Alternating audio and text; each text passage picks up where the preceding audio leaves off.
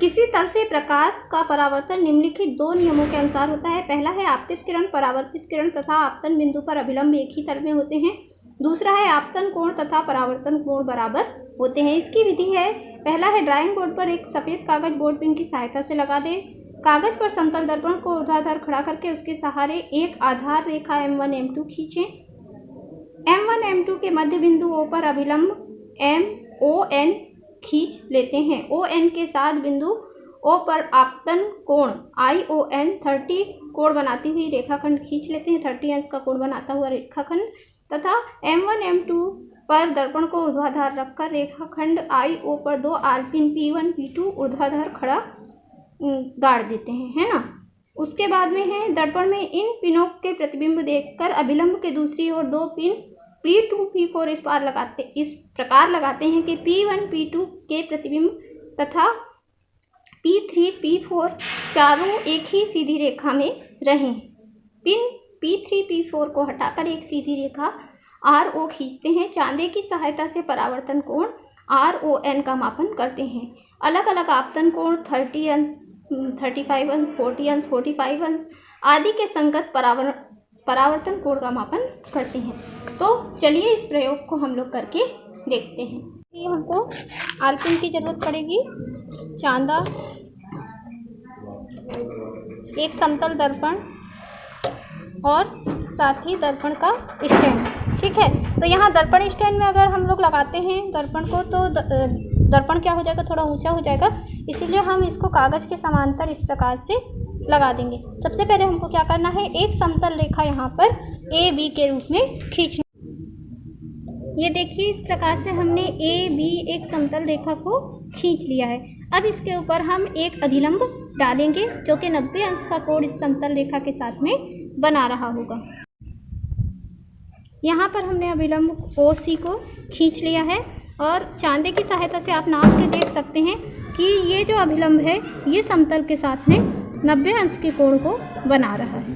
ठीक है, यहाँ पर देखिए 90 अंश का कोण जो है अभिलंब के द्वारा निर्मित हो रहा है। ठीक है, अब हमको क्या करना है, ये दर्पण को अपने समतल के समांतर जो है जमा कर रखना है। इस प्रकार से हमको दर्पण को यहाँ पर रख देना है। हम क्या कर रहे हैं, अपवर्तन कोण और परावर्तन कोण, यानी अपवर्तन कोण I और परावर्तन कोण R एक समान होते हैं, इसका अध्ययन यहाँ पर हम लोग कर रहे हैं। तो एक बार जो है इस तरीके से दर्पण को हम लोग को लगा देना है।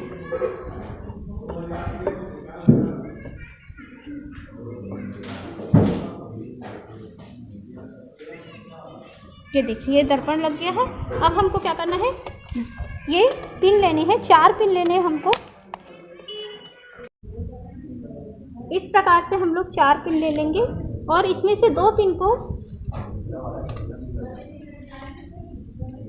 किसी भी एक तरफ जो है यहाँ पर OB है ना, समतल के और कोण बनाते हुए झुकाव में लगा देंगे। तो ये हमने पिन 1 और इसी के समांतर है ना, एक ही रेखा पर दोनों पिन आने चाहिए, पिन 2 को लगा दिया। इनको नामांकित कर देंगे तथा ये जो 2 बिंदु हमें पिनों के लगने से प्राप्त हुए हैं इनको जो है एक रेखा पर रेखा खींचकर ले लेंगे। अब यहाँ पर देखिए ये दर्पण को दोबारा लगा देंगे। ठीक है, ये जो है हमको एक रेखा OD यहाँ पर लिख दीजिए, OD प्राप्त हो गई है, जिस पर पिन 1 और पिन 2 का चिन्ह यहाँ पर बना हुआ है। ठीक है, ये जो है हमारी आपतित किरण हो गई। ठीक, अब हमको क्या करना है, उन पिनों को वापस जो है यथा स्थान लगा देना है। इस प्रकार से अच्छी तरीके से पिन झुका हुआ नहीं होना चाहिए, नहीं तो प्रयोग जो है आपका ठीक से नहीं होता है। इस तरीके से पिन को अच्छी तरीके से लगा देंगे। अब हमको यहाँ पर आपको दर्पण में पिन की मिरर इमेज दिख रही होगी। दर्पण में पिन की मिरर इमेज जो दिख रही है दूसरी तरफ,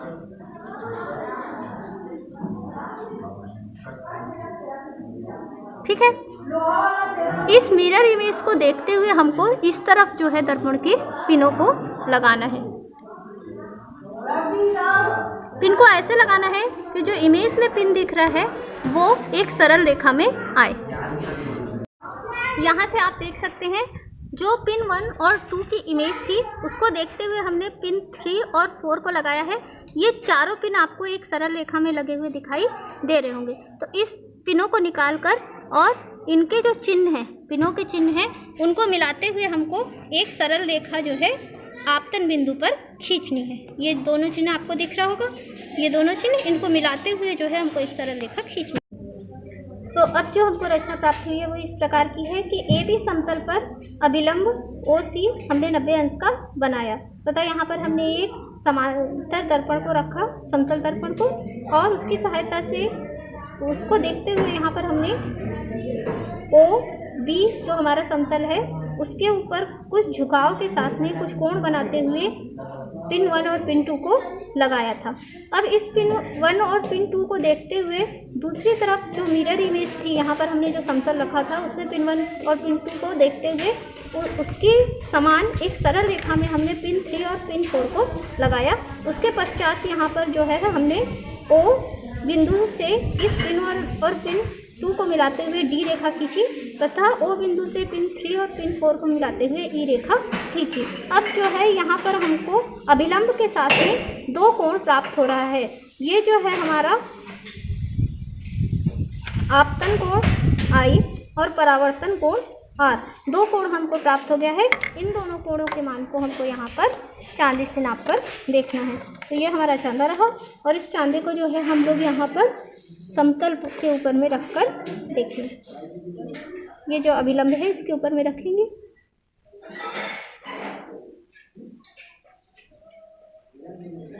जो चांदी का क्रॉसिंग पॉइंट है उसको अभिलंब के आपतन बिंदु के मिलने वाले स्थान पर रखकर और इसकी जो काले रंग की आपको एक सरल रेखा दिख रही है चांदी की, उसको अभिलंब को ढक देना चाहिए।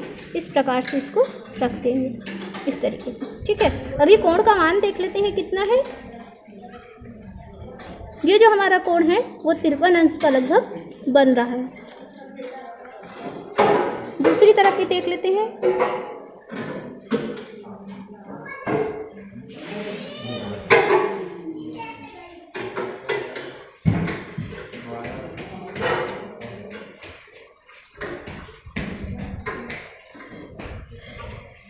यहाँ पर भी देखेंगे कोण का मान हमको 53 अंश के लगभग प्राप्त हो रहा है, ठीक है। तो इस तरीके से हमने कोण आई 53 अंश और कोण आर 53 अंश प्राप्त किया है। अब यहाँ पर परावर्तन के दोनों नियम सिद्ध होते हैं।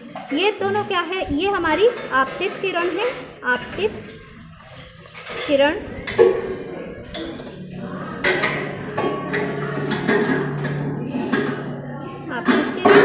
और ये जो है हमारी परावर्तित किरण, ठीक है। ये जो है 90 अंश का कोण बना रहा है वो है अभिलंब, और ये भी क्या है हमारा समतल। तो आपतित किरण, परावर्तित किरण और अभिलंब तीनों समतल पर एक ही बिंदु पर मिलते हैं, जिसको हम क्या कहते हैं, आपतन बिंदु कहते हैं। ये जो है पहला सिद्धांत परावर्तन का हो गया, ये हमारा आपतन बिंदु है, ठीक है। उसके बाद में देख सकते हैं आपतन कोण और परावर्तन कोण दोनों 53 अंश प्राप्त हुए हैं। तो आपतन कोण और परावर्तन कोण सदैव बराबर होते हैं। दूसरा सिद्धांत भी यहाँ पर सिद्ध हो गया है। इस तरीके से जो है फिजिक्स का यह प्रैक्टिकल यहाँ पर पूर्ण होता है। जैसा कि आपने देखा कि हमने लिया था 42 अंश आपतन कोण और यहीं पर हमको 42 अंश परावर्तन कोण भी प्राप्त हुआ। इसी प्रकार से एक और प्रयोग मैंने किया था जिसमें 50 अंश आपतन कोण लिया था, तो 50 अंश परावर्तन कोण प्राप्त हुआ। इसी तरीके से आप 3 बार, 4 बार, 5 बार जो है प्रेक्षण ले सकते हैं। हर बार आपको आपतन कोण किसके बराबर प्राप्त होगा, परावर्तन कोण के बराबर प्राप्त होगा, ठीक है। तो यहाँ पर परिणाम क्या निकलता है, पहला है आपतित किरण, परावर्तित किरण एवं अभिलंब तीनों एक ही तल, कागज के तल पर स्थित होते हैं। दूसरा है आपतन कोण तथा परावर्तन कोण के मान बराबर होते हैं। सावधानियां हैं, समतल दर्पण ऊर्ध्वाधर रहना चाहिए, पिनों को ऊर्ध्वाधर रखना चाहिए, 2 पिन एक दूसरे से लगभग 3-4 सेंटीमीटर दूर होनी चाहिए। चौथा है दर्पण साफ रखना चाहिए। 5वां है पिनों का मिलान पिनों के आधार पर ही होना चाहिए। 6वां है दर्पण निर्धारित रेखा से विस्थापित नहीं होना चाहिए, यानी हिलना